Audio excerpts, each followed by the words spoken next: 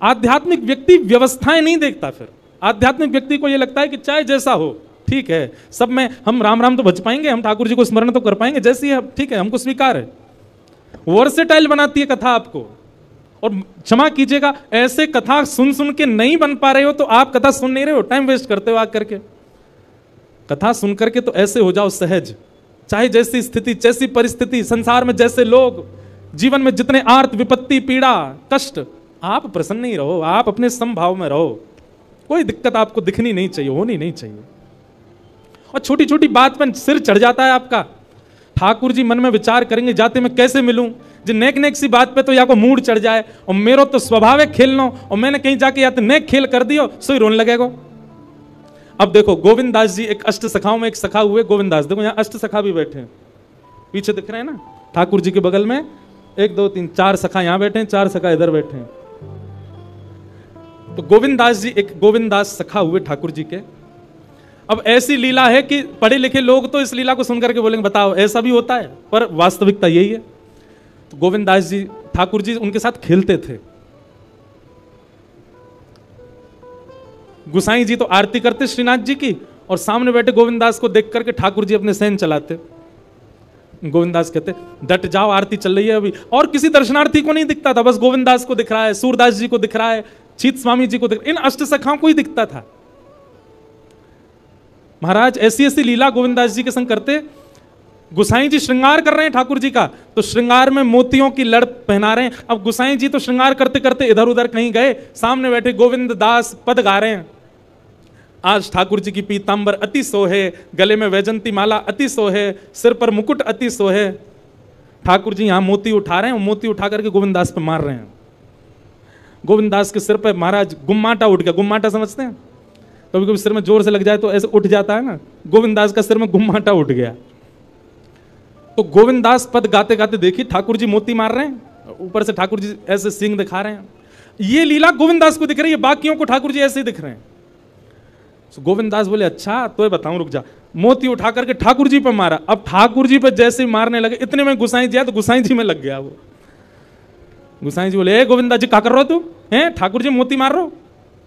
गोविंद दास से हाथ धर के गए, देखो गुम्मा टोट गो मेरो, तुम्हारो लाला मारे तब कोई बात नहीं, या समझा लो पहले बहुत मारे हमें। ऐसे ठाकुर जी लीला करते थे। गुसाई जी गोविंद दास को हृदय से लगाते, गोविंद दास तू कितना भाग्यशाली, लाला खेले तेरे संग में। दोपहर में हमारे ब्रजमंडल में सारे मंदिर बंद हो जाते हैं 12-1 बजे। उसका भाव यह कि ठाकुर जी गैया चराने गए हैं। अब तो दोपहर के समय जैसे मंदिर बंद होते, ठाकुर जी महाराज फेंटा कस के आ जाते, ए गोविंदा चल खेलवे चल रहे हैं। ठाकुर जी गोविंद दास के संग खेलने जाते। एक दिन ठाकुर जी बोले गोविंदा तू घोड़ा बन जा, मैं तेरे ऊपर बैठ के डोलूंगो। गोविंद दास जी घोड़ा बन गए। घोड़ा बन के ठाकुर जी ऊपर बैठ गए, और गोविंद दास की 2 पौनी बना दी ऐसी, और 2 पौनी इनको ऐसे पकड़ पकड़ के ठाकुर जी चला रहे हैं। और ठाकुर जी तो खेले भैया, कछु भी कर सकें, इसलिए भैया ज्यादा नखरेबाज यदि हो तो ये बात लिख लियो, ठाकुर जी ना मिलवे वाले आप हैं। नेक्से से नमक पे, मिर्ची पे, नींबू पे ये घर में अधर कर दियो महाराज, ऊधम मचा दियो, ऐसी नहीं चलो रात भर सोए नहीं। इतने अव्यवस्थित यदि हो तो यूं समझ लियो ठाकुर जी नहीं मिलेंगे आपको, क्योंकि ठाकुर जी तो व्यवस्था छीनते हैं, उल्टा करते हैं ठाकुर जी। गोविंद दास के ऊपर बैठ गए और उसको चलाने लगे। अब चलते चलते गोविंद दास रुक गए, तो ठाकुर जी बोले ए गोविंदा चल, ए मेरे घोड़ा चल।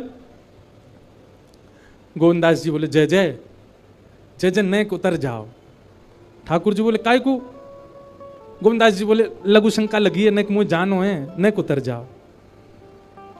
ठाकुर जी बोले ऐसी बात कर रहा हो गोविंदा, हैं कोई घुड़सवार घोड़ा पे बैठ के घूमे, और घोड़ा को लघु शंका आवे तो वो का यूं के भैया नेक उतर जा, मैं लघु शंका करके आऊं, फिर बैठी हो मेरे ऊपर। गोविंद दास जी बोले तो कहा आज्ञा। बोले आज्ञा वो ये जो कह रहा हूं, जैसे घोड़ा बिना आज्ञा लिए अपने व्यक्ति को ऊपर बैठा के सब काम कर ले, बस तू कर ले। तो गोविंद दास जी ऐसे घोड़ा बन करके चल रहे हैं, ठाकुर जी ऊपर बैठे हैं और सब कर आए काम। अब इतने में ही कोई व्यक्ति वहां से जा रहा था। अब उस व्यक्ति को ठाकुर जी नहीं दिख रहे हैं, उसको गोविंद दास चलते चलते दिख रहे हैं। उसने जब देखा अरे राम राम राम राम जी, गोविंद दास ये क्या कर रहा है? घोड़ा बन के चल रहा है, वस्त्रों में ही सब कर रहा है। वो दौड़ करके गया और गोसाई जी से जाके शिकायत करती, बोले आप गोविंद दास को इतना सिर पर चढ़ा रखा है, आप उसको ठाकुर जी के सामने बैठा देते हो, पद गाने की सेवा देते हो, आप इतनी उस पर अनुग्रह कृपा। भैया सुनो, ओ भैया पानी बांटवे बारे सुनो, जे पानी तब बटेगो जब भजन होएगो, कथा में पानी नहीं देना कोई, वही भी तो प्यास लग रही है, मोते तो पूछी ना तुमने, जनता में बांट रहे हो।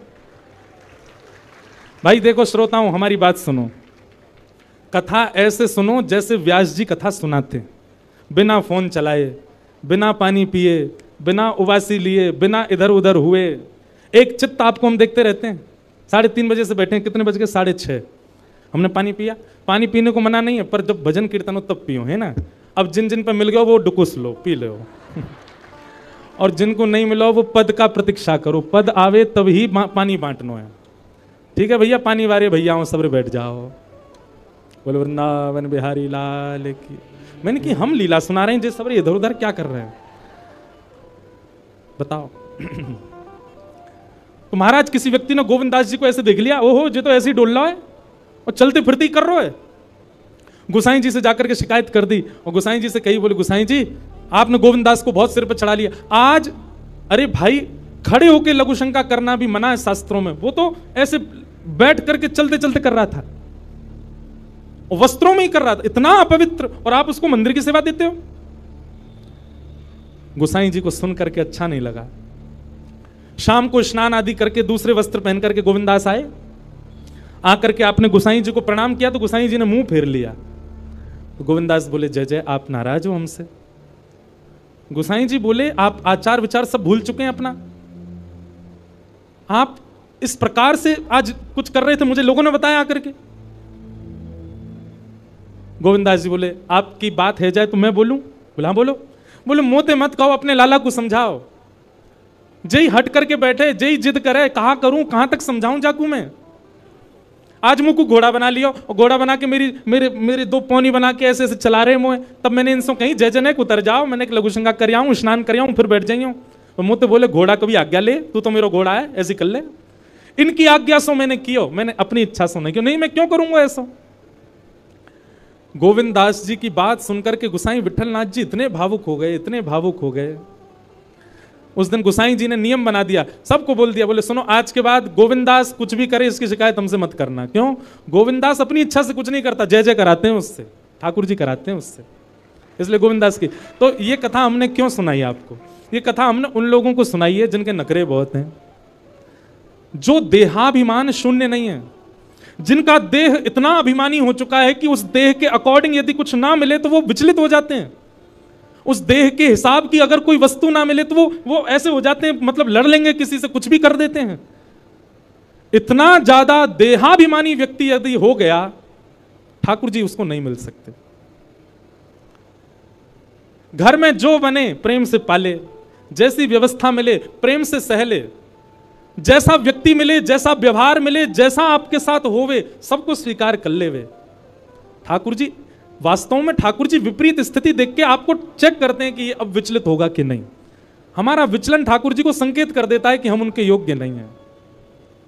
इसलिए भैया, परीक्षा आने पर सिर पकड़ के वही बालक बैठता है जो पढ़ता नहीं है, लेकिन जो पढ़ा लिखा बालक होता है, अच्छे से जिसने अध्ययन किया, वो तुरंत कलम उठा के लिखना शुरू कर देता है। ऐसे आध्यात्मिक व्यक्ति है। आध्यात्मिक व्यक्ति कथाओं में जाकर के, सत्संग सुनकर के वो इतना देहाभिमान शून्य हो चुका है कि जीवन में आने वाली विपरीत अवस्था रूपी परीक्षा, उसको देख करके वो सिर पे हाथ नहीं धरता, परेशान नहीं होता, उसका हल करता है, उससे निवृत्त होता है।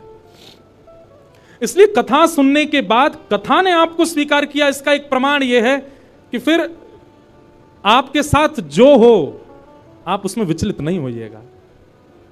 अगर आप विचलित होते हैं, अगर विचलन आपके चित्त में आ जाती है, तो इसका मतलब अभी कथा सुनने में, भक्ति करने में, भजन करने में कहीं चूक आप कर रहे हो। सूरदास जी का एक बहुत अच्छा पद है, पूरा मुझे अभी याद नहीं, मैं एक दिन सुनाऊंगा, एक पंक्ति सुना दूं। सूरदास जी कहते हैं, जैसे राखो तैसे रहूं, जैसे राखो तैसे रहूं, जानत हो सुख दुख सब जन के। आप सब जानते हो ठाकुर जी, मैं अपने आप क्यों बताऊं आपको कि मुझे क्या दीजिए क्या मत दीजिए। जानत हो, सुख दुख सब जन के, मुख से कछु न कहो, जैसे राखो तैसे रहूं। लिख लीजिएगा, भक्ति आपको स्वीकार करना सिखाती है। परिस्थिति, व्यक्ति, वातावरण सबको स्वीकार करना सिखा देती है। आप हर स्थिति में रमने लग जाते हो, फिर आप विचलित नहीं होते। और कहीं विचलन होती है तो आपकी भक्ति में कहीं चूक है। इसलिए भैया ठाकुर जी के लायक बनो, और ठाकुर जी के लायक बनने के काजे हर प्रकार की स्थिति को सही है, सह लीजिए। तो ज्ञान और वैराग्य भक्ति भागवत से प्राप्त होंगे, और भागवत आपको ऐसे मॉडिफाई कर देगी कि फिर आपको फिर संसार की किसी स्थिति, परिस्थिति, व्यवस्था, अव्यवस्था से कोई फर्क नहीं पड़ेगा। आप सम हो जाओगे, हर स्थिति में प्रसन्न रहने लग जाओगे। कथा ऐसा निर्माण करेगी। तो नारद जी महाराज को कहा सनत कुमारों ने कि तुम भागवत की कथा कराओ, भागवत की कथा से ज्ञान और वैराग्य युवा हो जाएंगे। तब नारद जी ने पूछा भागवत की कथा कैसे करानी चाहिए, कहां करानी चाहिए, किससे करानी चाहिए। तब यहां पर सनत कुमारों ने एक एक बात बताई। बोले सबसे पहले सुंदर बैठने की व्यवस्था करो, जितने ज्यादा से ज्यादा वैष्णव कथा में आ सकें उतना ज्यादा से ज्यादा प्रचार प्रसार करो। कथा कराना कैसे चाहिए सुनो, सब नियम बताएं भागवत जी में। दूसरा, एक शुद्धि व्यास को ढूंढो। व्यास कैसा होना चाहिए? बोले विप्र होना चाहिए। सबसे पहली बात ब्राह्मण होना चाहिए। देखिए एक बात हम आपसे निवेदन करें, इस मंच से हम बोल सकते हैं, हम कोई जातिवाद पर नहीं बोल रहे, हम तो और बोलते हैं कथा में कि जात पात पूछे नहीं को, हरि को भजे सो हरि को हो। पर कथा कहने के लिए, कथा सुनाने के लिए वक्ता जो हो वो कम से कम विप्र हो। क्यों? क्योंकि आप यदि विप्र से कथा नहीं सुनेंगे तो कथा बहुत कुछ करती है। आपके पितरों को मुक्त करती है, आपके पितरों को निवृत्त करती है, आपके संचित पापों को नष्ट करती है। वो एक विप्र के द्वारा ही हो पाएगा, जो जनेऊ पहनता हो, जो त्रिकाल संध्या करता हो, जो शिखा धारण करता हो, जिसके अंदर विप्र के लक्षण हैं, जो वेद अध्ययन करता हो, उसी से ही आप कथा सुन सकते हैं। सबसे पहला विप्र होना चाहिए। दूसरा,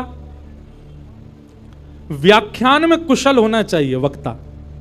एक विषय का व्याख्यान करना जानता हो, उदाहरण देकर करके आपको समझाना जानता हो। तीसरा, धीर बुद्धि वाला होना चाहिए। कैसा भी प्रश्न कर लो सबके उत्तर देना जानता हो, ऐसा वक्ता हो। वक्ता ऐसा ढूंढिए। फिर तीसरी बात क्या बताई? बोले जितने श्रोता आए सबके लिए कुछ प्रसाद की व्यवस्था, भले ही फल बटे, भले ही मिष्ठान बटे, भले ही नमकीन बटे, कुछ भी थोड़ा बहुत सबको मिलना चाहिए। सबके प्रसाद की व्यवस्था होनी चाहिए। और कथा में जितना ज्यादा से ज्यादा हो सके भगवत चरित्र, भक्त चरित्र, वैष्णव चरित्रों का प्रसंग होना चाहिए। अब आदि आदि गुण और बताएं कि गंगा के समीप में कथा होनी चाहिए यदि श्रेष्ठ कथा हो। नहीं हो सके तो जहां आप रहते हैं वहां सुंदर स्थान ढूंढ, पर विशिष्ट कथा का नियम गंगा के तट पर, यमुना के तट पर, किसी भी सुंदर नदी के तट पर कथा का क्रम होना चाहिए। अब ये उस काल की बात है क्योंकि तब पंडाल नहीं होते थे। तब क्या होता था, गंगा के तट पर घने वृक्ष होते थे, तो वृक्षों के नीचे ही श्रोता बैठते थे, इसलिए गंगा तट को प्रधानता दी। आदि आदि ऐसे सब नियम बताए। फिर कथा सुनने वालों के नियम बताए। कथा सुनने वालों का नियम क्या है? सबसे पहला, वक्ता से पहले आकर के स्थान ग्रहण करें। दूसरा, आपस में चर्चा ना करें। तीसरा, एक आसन में बैठ करके ज्यादा देर हो सके तो कथा श्रवण करें। कभी यूं, कभी यूं। और एक आसन बताएं, उसको कहते हैं दरिद्रासन। कौन सा आसन? उसमें बैठने से व्यक्ति दरिद्र हो जाता है। ये इसको कहते हैं दरिद्रासन। मैं बैठ ही नहीं सकता ऐसे। ये हम आपके लिए बता रहे हैं, इस आसन में बैठना नहीं, इसके बढ़िया तो ऐसे बैठ लो, पर ये दोनों ऐसे हाथ करके बैठना, ये दरिद्रासन है। इससे दरिद्रता चित्त में आती है, इसलिए ऐसे नहीं बैठना। एक आसन में बैठो, सुख आसन में बैठो। जिस आसन में हम बैठे इसको कहते हैं सुख आसन। अब भाई पांव ही खराब है गए हैं, घुटने में दर्द है रोतो, तो फिर कुछ रोगियों के लिए कोई बात नहीं, पर एक आसन में बैठ करके कथा सुनो। सोफा वाले कहेंगे हम बैठे तो हैं सोफा पे एक ही आसन में। देखो, आसन कैसा होना चाहिए? जिसमें आपका देह कंफर्ट में ना रहे। सोफा वाले आई एम सॉरी, कुर्सी सोफा वालों से आई एम सॉरी, महाराज जी भी सोफा पर ही बैठे क्षमा। पर कथा कैसे सुननी चाहिए? कंफर्टेबली बैठ करके नहीं। आप जब तक इनकंफर्ट नहीं होगे तब तक वो तप ही नहीं माना जाएगा। और सत्य बताएं तो कथा में मन ही तब लगेगा जब आप एक आसन में एक स्थिति में बैठोगे। तो आसन शुद्ध होना चाहिए, वक्ता से पूर्व आ जाना चाहिए। वक्ता जब कहे कीर्तन करो तो सबको कीर्तन करना चाहिए। वक्ता जब बोले तब सबको शांत रहना चाहिए। दूसरी बात, तत्श्रृण्वन प्रपठन विचारण परो भक्त्या विमुच्चेन्नरः। कथा जो सुने उसको याद कर लेवे, घर जाकर के उसका मनन चिंतन करे। और तीसरा, मनन चिंतन करके तुरंत अपनी लाइफ में इंप्लीमेंट करे। आपने कथा सुनकर के केवल सुन लिया लेकिन उसको उतारा नहीं जीवन में, तो आपका श्रोता धर्म पूर्ण नहीं होगा। इस प्रकार से श्रोता को कथा सुननी चाहिए। आदि आदि सब भाव बताए गए, कथा कैसी सुननी चाहिए, कैसे सुनानी चाहिए, सब बातों को बताते हुए यहां पर फिर सनत कुमार कहते हैं, तावत् पापानि देहिस्मिन् निवसन्ति तपोधनाः यावन्न श्रूयते सम्यक् श्रीमद्भागवतम नरैः। बोले भैया आज कौन सा डे है? आज मंडे है, सोमवार है। हमारी कथा विश्राम कब होगी? रविवार को, संडे को। हम सबके जीवन में 7 ही दिन होते हैं। बहुत सावधानी से सुनिएगा सब लोग।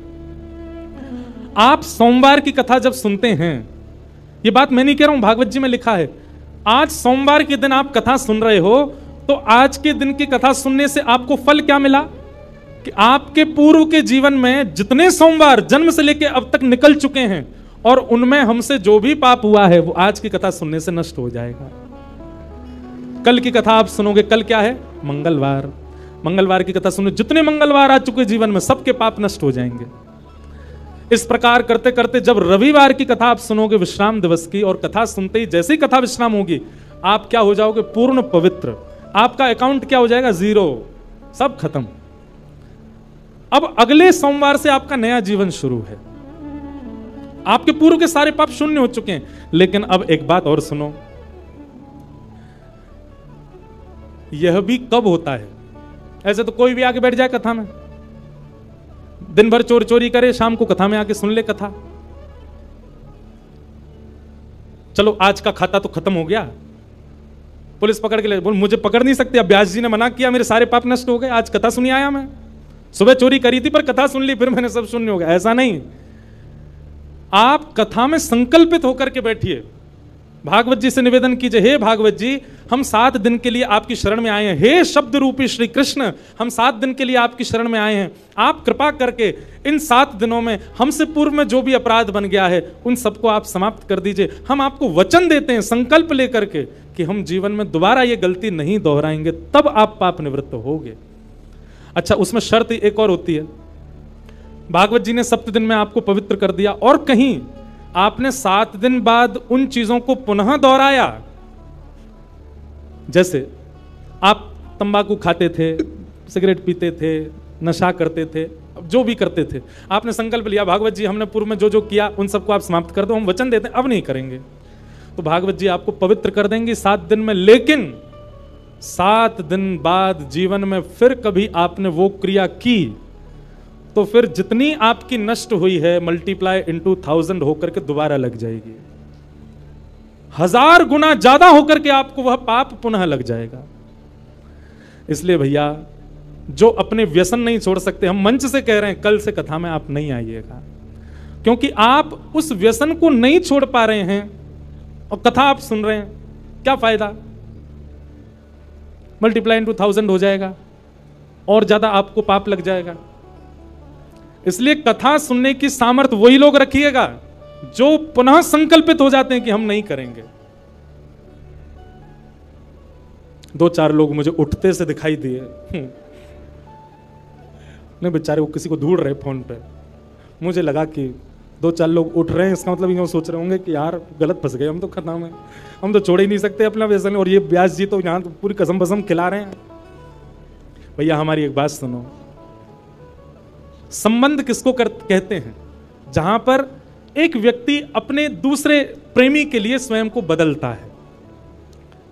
कथा हम लोग ठाकुर जी से संबंध बनाने के लिए सुनते हैं, तो क्या हम इतना नहीं बदल सकते कि जो हमारे बुरे कर्म हैं, जो हम गलत क्रिया करते हैं, और विशेष रूप से सुनिए ध्यान से पंजाब के हमारे युवा भाई बहन, वैसे तो यहां सब अच्छे ही बैठे हैं, पर आपके जो मित्र आदि हैं बहुत व्यसन व्यसन में पड़े हुए हैं।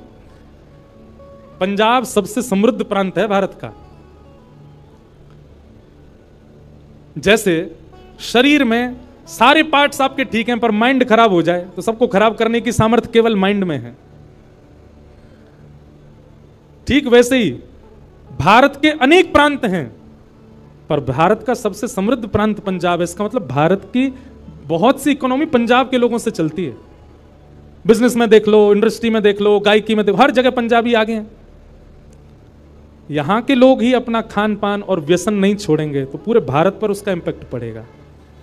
इसलिए हमारी युवाओं से प्रार्थना, जो जो कथा में बैठे हैं, अपने अपने सखा सखीन को पकड़ के लाओ कथा में और उनको सुनवाओ। और जब कथा सुन लेना वो पूरी 7 दिन, तब उनको ये वाली बात बताना, बोले अब तेने अगर पाप किया तो 1000 मल्टीप्लाई हो जाएगा। पहले ही बता दी तो डर के मारे आएगा ही नहीं, वो कह देगा वायरल हो गया, मैं नहीं आ सकता। तो कथा आपको पवित्र करेगी। तावत पापानि देहेस्मिन्, पाप तब तक आपके शरीर में रहेगा जब तक आप कथा पंडाल में नहीं आए। कथा पंडाल में आती पाप सारे भाग जाते हैं, पर कब? जब श्रोता संकल्पित हो जाता है। ऐसी भागवत की कथा के बारे में बताया। और इस प्रकार अब ये कथा भक्ति ज्ञान वैराग्य की पुष्टता के लिए हो रही थी। तभी उस सभा में भक्ति महारानी अपने दोनों पुत्र के साथ आ गई, और दोनों पुत्र जो कि वृद्ध हो चुके, कथा में आते ही नवीन एव स्वरूपनी, नया स्वरूप हो गया, पकी हुई दाढ़ी बिल्कुल चली गई, बिल्कुल युवा हो गए दोनों। ज्ञान और वैराग्य भक्ति महारानी देख करके नृत्य करने लगी। भक्ति सुतौ तौ तरणौ गृहीत्वा प्रेमैक रूपा सहसा विरासीत्, श्री कृष्ण गोविंद हरे मुरारे नाथेति नामानि मुहुर्वदन्ति। भक्ति ज्ञान वैराग्य दोनों तीनों नृत्य करने लगे, युवावस्था में आ गए। और कहा महाराज बड़ी कृपा, इस कथा ने वो कर दिया जो कोई नहीं कर पाया। ज्ञान वैराग्य जो वृद्ध हो चुके थे दोनों युवा हो गए। भक्ति अपने युवा पुत्रों को देख करके प्रसन्न हो गई। तो भागवत जी क्या करती हैं? भक्ति ज्ञान वैराग्य को चित्त में युवा करती हैं। उनको, वो सोए हुए हैं, उनको जगा देती हैं। कई बार कथा सुनने के बाद ऐसा भी हो सकता है कि 7 दिन में आपको इतना वैराग्य हो जाए कि आप घर वालों से कहो हम तो महाराज जी के संग ही जा रहे हैं, हमको नहीं रहना चंडीगढ़ में। वैराग्य आ गया है चित्त में, अब नहीं रहना हमको, महाराज जी की सारी लिस्ट आ गई, कथा की पीछे चल देंगे इनके। ऐसा वैराग्य आपको आ सकता है, पर वो वैराग्य नहीं है। वैराग्य किसको कहते हैं? सबके बीच में रहो और बीच में रहते हुए भी किसी को भी अपने ऊपर हावी मत होने दो। 56 भोग आपके सामने है पर आपकी जीव में पानी ना आवे, ये वैराग्य है।